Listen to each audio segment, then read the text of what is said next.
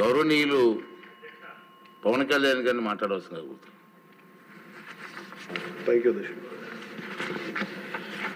గౌరవ ముఖ్యమంత్రి గారు ఈ లా అండ్ ఆర్డర్గా ఎంజాయ్ మీద ఈ శ్వేతపత్రం చాలా కాంప్రహెన్సివ్గా చాలా హోలిస్టిక్గా ఉంది. గౌరవ ముఖ్యమంత్రి గారు చెప్పదలుచుకుంటుంది మీ ద్వారా ఈ వే ఫార్వర్డ్ దాంట్లో దాదాపు 6 పాయింట్స్ తోటి చేశారు ఎలా వే ఫార్వర్డ్ చేయాలని.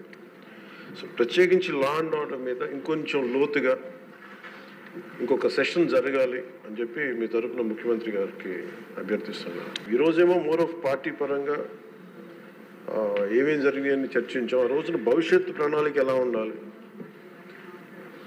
చట్టం అంటే భయం వచ్చేలా ఉండాలి, వీటన్నిటి మీద గౌరవ సభ్యులు అందరి అభిప్రాయాలు తీసుకునేలా దీనికి ఒక విస్తృతమైన చర్చ జరగాలి.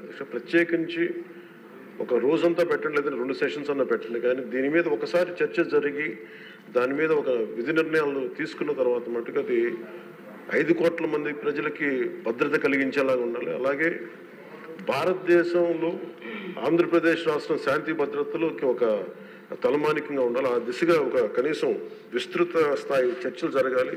అలాంటి దానికి మీరు ఇనిషియేట్ చేయాలని చెప్పి మీ తరఫున ముఖ్యమంత్రి గారు కోరుకున్నాను.